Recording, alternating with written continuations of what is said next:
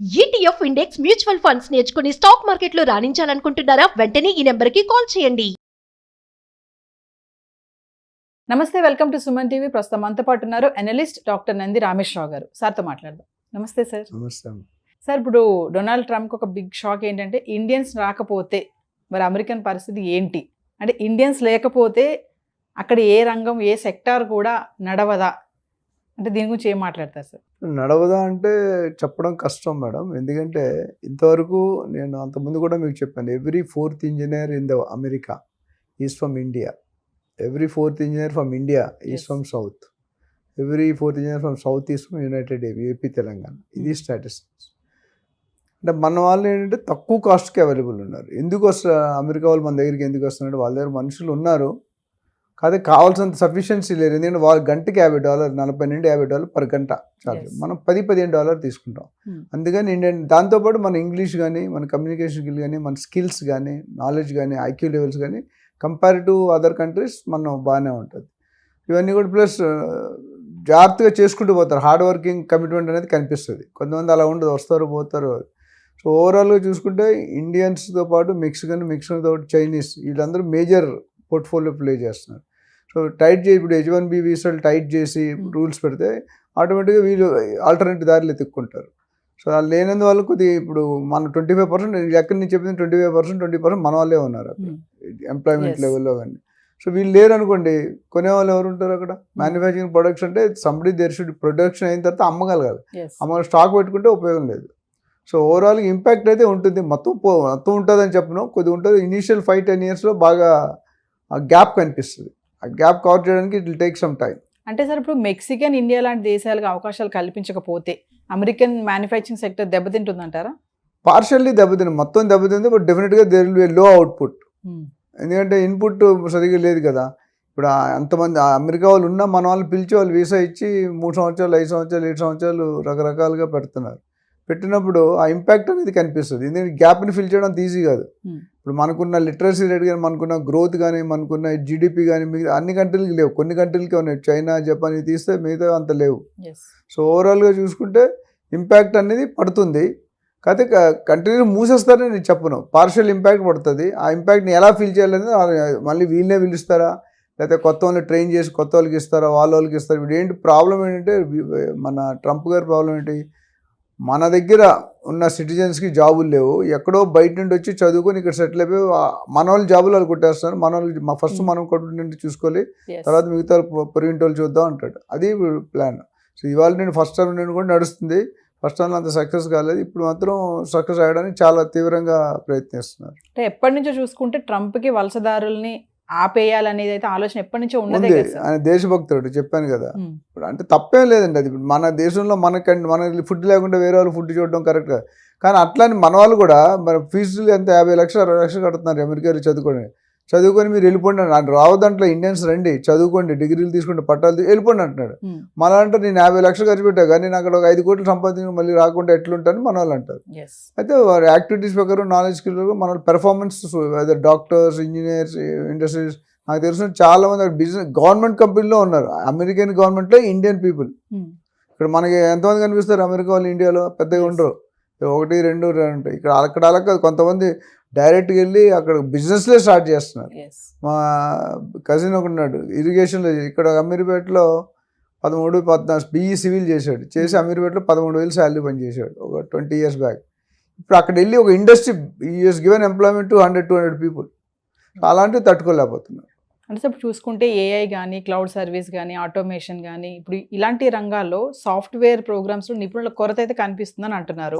మరి ఇలాంటి టైంలో H-1B వీసాకి కనుక ట్రంప్ ఇలాంటి ప్రాబ్లమ్స్ పెట్టి వలసదారులను ఆపాలని చూస్తే మరి అమెరికా పరిస్థితి ఏంటి? అంటే అక్కడ వాళ్ళు ఉన్నా కూడా మన వాళ్ళు కావాలని అయితే నిపుణులు అంటున్నారు. మరి మీరేం చెప్తారు సార్? మరి అంటే ఇప్పుడు నిపుణులు అనేది పెద్ద డెవలప్, అమెరికా సూపర్ పవర్ అంటారు. మొత్తం ప్రపంచంలో అమెరికా తుమ్మితే ఇక్కడ తుమ్మినట్టే, చైనాలో తుమ్మినట్టే. అమెరికా అంత ఇన్ఫ్లుయెన్షియల్ పవర్.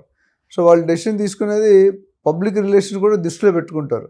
మొదట మీరు చూసే ట్రంప్ ఎన్నికల రిజల్ట్ రాగానే ఒకలా మాట్లాడాడు, తర్వాత ఎలన్ మస్క్ ఒకలా మాట్లాడాడు, ఇప్పుడు ఇంకోలా మాట్లాడు. పాజిటివ్ అంటాడు, హెడ్డింగ్ ఏం పెట్టాడు, H-1 శుభవార్త అంటాడు. ఎక్కువ మైనర్ చేంజెస్ చేశారు.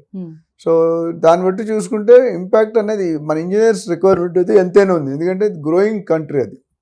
ఆల్రెడీ డెవలప్డ్ కంట్రీ, అందరికంటే నెంబర్ 1 ఉండాలనుకున్న కంట్రీ ప్రెసిడెంట్ మన అమెరికా ప్రెసిడెంట్ కంటే నాకు తెలిసి పెద్ద పొజిషన్ ఇంకా వరల్డ్లో లేదు. Is the final authority. ఓవరాల్గా ఇంపాక్ట్ కాదు, బట్ నేను అంత అనుకోవడం ప్రకారం మొత్తం అందరినీ తీసాడు, టైట్ చేస్తాడు. ఎవరికి ఇబ్బంది అంటే ఎవరైతే ఇల్లీగల్గా స్కిల్స్ లేకుంటే, స్కిల్ సెట్ ఓరియంట్ లేకుంటే వాళ్ళకి ఇబ్బంది. మామూలుగా చేసారో I don't think any problem. ఇప్పుడు నా స్కూల్ ఫ్రెండ్స్ ఉన్నారు 1980s pass out 10th class. ఇప్పుడు గ్రీన్ కార్డు సిటిజన్ అన్నీ వచ్చేసాయి వాళ్ళకి. So they cannot be mode. ఇప్పుడు వెళ్ళబోయే వాళ్ళకి రీసెంట్గా 1-2 years వెళ్ళే వాళ్ళకి ఇబ్బంది. స్కిల్ ఉంటే మాత్రం నాకు తెలిసి they will not they are not targeting India. నేను లాస్ట్ టైం కూడా మన ఇండియాలో ఏంటంటే ఇప్పుడు ఇల్లీగల్గా ఎవరైతే పని చేస్తున్నారో, ఒక రెస్టారెంట్ నడుపుతున్నాడు మా ఇంకో కజిన్, ఆయన 12 మంది ఎంప్లాయీస్ ఉంటారు, అందరూ ఇల్లీగలే. ఇప్పుడు చెక్ చేసినప్పుడు ఆ డౌట్ నిజంగా చేసేవాడితో మిమ్మల్ని కూడా చెక్. ఇప్పుడు మన ముగ్గురు ఉన్నాం, మీరు ఇల్లీగల్ నేను లీగల్, నన్ను అడుగుతాడు, మిమ్మల్ని మీరు చూపించడానికి ఏముండదు. అప్పుడు మీరు దొరికిపోతారు. ఆ థ్రెట్ ఎక్కువైంది. డైరెక్ట్గా ఇండియన్ తీసేస్తానని చెప్పట్లేదు ఆయన. సో ఇంపాక్ట్ అయితే అనేది ఉంటుంది. అమెరికా పరిస్థితి ఏమి అవ్వదు, but definitely there is a gap, there is a slip between the cup and the lip అన్నట్టు. కొన్ని రోజులు ఇబ్బంది పడాల్సిన అవసరం ఎంతైనా కనిపిస్తుంది. మన వాళ్ళని వదులుకోరు, ఎందుకంటే తక్కువ కాస్ట్, లేబర్ కాస్ట్ చాలా తక్కువ. బ్యాక్ అండ్ సర్వీస్ అన్ని ఇప్పుడు మన ఇండియాలోని ఇక్కడ హైదరాబాద్లో కూడా జరుగుతుంది. బిగ్గెస్ట్ ఆఫీస్ గూగుల్, ఏవి చూసుకున్నాం పెద్ద పెద్ద కంపెనీలు, IBM, మైక్రోసాఫ్ట్, ఇవన్నీ కూడా H1B వీసాలోనే మ్యాక్సిమం ఉన్నారు. ఇక్కడ నుండి అక్కడికి వెళ్ళినారు. So we have to wait and watch. డెఫినెట్గా వాళ్ళు కూడా రీథింక్ చేస్తారు. ఇప్పటికిప్పుడే ఈ గత 2 నెలల్లో కూడా చాలా చేంజ్లు అయినాయి. ముందు మొత్తం పంపించేస్తాం అన్నాడు, తర్వాత లిస్ట్ అన్నాడు, తర్వాత ఇది చైల్డ్ బర్త్ అన్నాడు. సో కొన్ని రిఫైన్గా ఫైనల్ స్టేజ్కి వస్తాయి. నాకు తెలిసి ఇప్పుడు ఇవాళ 16 కదా, సో రేపు నుండి ఇంప్లిమెంట్ అవుతాయి అన్నారు కొత్త rules. Wait and see. So ఈ వర్క్ ఏరియాస్ చూసుకుంటే ఇప్పుడు చైనా కానీ మెక్సికన్, ఇప్పుడు మన ఇండియన్సే కానీ, అంటే ఈ వర్క్స్ అనేవి డిఫరెంట్గా కేటగిరీస్గా డివైడ్ అయి ఉంటాయి సార్? డివైడ్ ఉంటాయి. డిఫరెంట్ వీసాలు ఉంటాయి. స్టూడెంట్ వీసా వేరు, OPT వేరు, L1 వేరు, చాలా ఉన్నాయండి. అవి రకాలు మనం చూసుకోవాలి. సో ఏదేమైనా సార్ ఫైనల్ అయితే ఇప్పుడు H1B వీసా కనుక ఆపేస్తే, అన్ని మన రూల్స్ కనుక మార్చేసి ఇవన్నీ చేస్తే గనక మరి అమెరికాకి ఇబ్బంది ఉంది అంటే ఫైనల్గా ఏం చెప్తారు? మనకి ఇబ్బంది ఉన్నప్పుడు ప్రతి అధ్యక్షుడు కొత్తగా ప్రైమ్ మినిస్టర్, కొత్త సీఎం, కొత్త ప్రెసిడెంట్ అయినప్పుడు definitely they will get to bring some change. ఆ చేంజెస్ సెట్ కావడానికి టీథింగ్ ప్రాబ్లమ్స్ ఉంటాయి. ఈయన అనుకున్నదోటి జరిగేదోటి ఫైనల్గా ఇంకోటి ఏదో అవుతుంది. సో ఓవరాల్గా ఆ సెట్ అవ్వడం టైం ఉంటుంది. But they are very cautious before taking any decision. ఎందుకంటే మొత్తం ప్రపంచం అంతా అమెరికా మీద డిపెండ్ అయింది కాబట్టి definitely there will be gap. ఆ గ్యాప్ని ఎలా అడ్జస్ట్ చేయాలి, నెక్స్ట్ టాస్క్ అంటే ఆ గ్యాప్ని ఎలా ఫిల్ చేయాలి, ఇంకెవరితో ఫిల్ చేస్తారు. అంటే ప్రపంచంలో తెలివైన వాళ్ళు చాలా తక్కువ మంది ఉన్నారు. లిటరసీ రేట్ కొన్నాళ్ళు లిటరసీనే లేదు. అది చూసుకొని they have to take it. చరిత్రలో విదేశీయులు అంటే మన ఇండియన్స్ అంటే ఏమంటారు సార్? డెఫినెట్గా, ఎందుకంటే they are taking one of the major share of the H1B వీసాలు. ఎవ్రీ ఇయర్ 25,000 ఇస్తున్నారు, 8,000. ద మేజర్ స్టేక్ మందే ఉంటుంది. అయితే ఇల్లీగల్గా వెళ్ళిన దాంట్లో మన లిస్ట్ తక్కువనే ఉంది, ఎక్కువ ఉందని చెప్పలేము. ఇల్లీగల్గా వెళ్ళిన దాంట్లో మిగతా అవి ఉన్నాయి. కానీ India I think reasonably good. ఇంకోటి చూసుకుంటే సార్ గూగుల్ కానీ AI కానీ ఇలాంటి వాటిలో చూసుకుంటే మన వాళ్ళే అక్కడ హెడ్స్గా కూడా అక్కడ రాణిస్తున్నారు. అది కరెక్ట్ అండి. ఎందుకంటే ఇప్పుడు హెడ్ ఎవరు అవుతారు, ఇప్పుడు ఇండియాలోనే చెప్తాను, ఒక BHL కానీ, BDL కానీ, DRDL కానీ ఒక 1000 మంది ఇంజనీర్ జాయిన్ అయ్యారు ఫస్ట్లో ఫ్రెషర్స్. అందులో ఒకడే GM అవుతాడు, 4 DGMలు అవుతారు, 10 మంది AGMలు అవుతారు, 25 మంది మేనేజర్స్ అవుతారు. మిగతా వాళ్ళందరూ సూపర్వైజరీ, ఫోర్మెన్ ఆ క్యాటర్లో ఉంటుంది. ఎందుకు ఈ 1000 మందిలో top GM sharp and positive, అంటే ఫాస్ట్, అగ్రెసివ్ ఉంటాడు, ఫాస్ట్గా ఉంటాడు, స్కిల్స్ ఓరియంటెడ్, అందరినీ నడిపించుకొని కొట్టుకొని వెళ్ళిపోతాడు.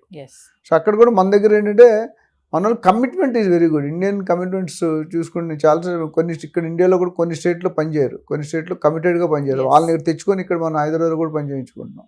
అదేవిధంగా వాళ్ళు ఇండియన్స్ ఏంటంటే ఫారినర్ స్టైల్ వేరు, అక్కడ వర్కింగ్ వాళ్ళు. మన వాళ్ళు OTలు కూడా చేస్తారు. అంటే కంపెనీకి అవసరం ఉంది అనుకుంటే గంటకి $10, $20 ఇచ్చినా 8 గంటలు అయితే అటు 16 గంటలు, 12 గంటలు పని చేస్తున్నారు.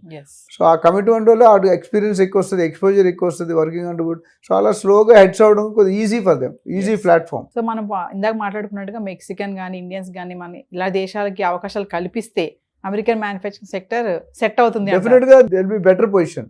Thank you.